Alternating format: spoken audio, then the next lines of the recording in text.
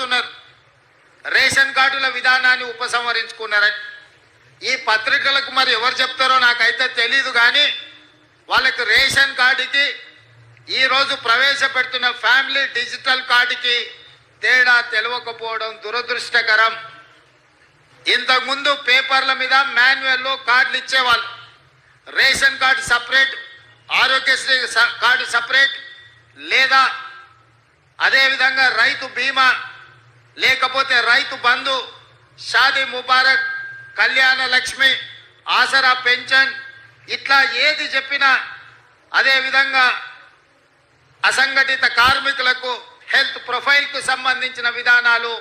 ఎక్కడికక్కడ ఏ డిపార్ట్మెంట్ ఆ డిపార్ట్మెంట్ దాదాపుగా 30 శాఖలు 30 రకాల సమాచారాన్ని సేకరించి ఎవరికి వాళ్ళ దగ్గర నిక్షిప్తం చేసుకోవడం వల్ల అసలు కుటుంబ సభ్యులు ఎవరు, ఆ కుటుంబంలో రేషన్ కార్డు అర్హత ఉన్న వాళ్ళెవరు, పెన్షన్కి అర్హత ఉన్న వాళ్ళెవరు, రైతు బీమాకి అర్హత ఉన్న వాళ్ళెవరు, రైతు బంధుకు అర్హత ఉన్న వాళ్ళెవరు, ఫీజు రియంబర్స్మెంట్కి అర్హత ఉన్న వాళ్ళెవరు, ఇందిరమ్మ ఇల్లుకు అర్హత ఉన్న వాళ్ళెవరు, ఈ విధంగా చెప్పుకుంటూ వెళ్తే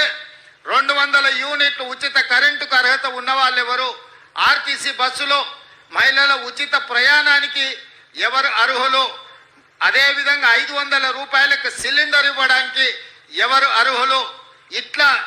ఎక్కడికక్కడ రకరకాల సమాచారము రకరకాల శాఖల దగ్గర ఉండడం వల్ల మెరుగైన విధానంతో పరిపాలన సాగించడానికి, ప్రజలకు మెరుగైన సేవలు అందించడానికి వస్తున్న ఇబ్బందులన్నిటిని కూడా రాష్ట్ర ప్రభుత్వం ఒక అంచనాకు వచ్చింది. అందుకే ఈరోజు రాష్ట్ర ప్రభుత్వం 30 శాఖల దగ్గర ఉన్న సమాచారాన్ని అంతా ఒక్క ఫ్యామిలీ డిజిటల్ కార్డుకి ఒక్క క్లిక్, ఎట్లయితే ఆధార్ను ఆ రోజు మన్మోహన్ సింగ్ గారు ప్రవేశపెట్టడంతో ప్రతి మనిషికి దేశంలో గుర్తింపు వచ్చిందో, 137 కోట్ల మందికి ఈరోజు ఆధార్ ఉంది అని అంటే అదే ఆధారమైంది ప్రభుత్వం ఇచ్చే సంక్షేమ పథకాలకు. అట్లాంటి ఆధార్ను ఇంకా మెరుగుపరిచి ఈరోజు ఫ్యామిలీ డిజిటల్ కార్డు రూపంలో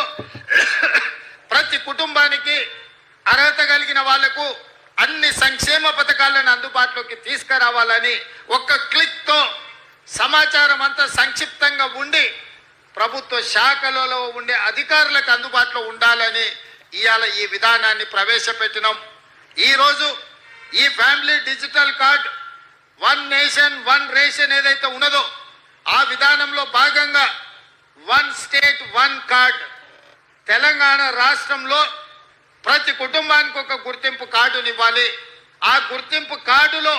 వాళ్ళకు అందుబాటులోకి తీసుకొచ్చిన సంక్షేమ పథకాలు అన్నిటిని కూడా డిజిటలైజ్ చేసి కంప్యూటర్లో పొందుపరిచి ఏ శాఖ కావాలన్నా వాటిని చూడడానికి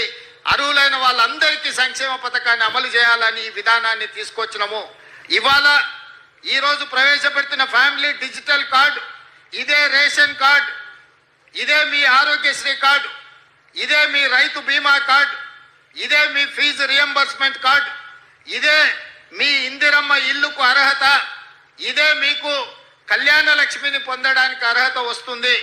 ప్రతి సంక్షేమ పథకం 200 యూనిట్లు ఉచిత కరెంటు కావచ్చు, ఆర్టీసీ బస్సు ఉచిత ప్రయాణం కావచ్చు, ఈ రకంగా రాష్ట్ర ప్రభుత్వం అమలు చేస్తున్న ప్రతి సంక్షేమ పథకాలను ఇందులోకి తీసుకొచ్చి అన్ని రకాలుగా మీ కుటుంబాలకు ఈ కార్డు ఒక రక్షణ కవచం కల్పించడానికే ఈ ఫ్యామిలీ డిజిటల్ కార్డుని రాష్ట్ర ప్రభుత్వం తీసుకొచ్చింది.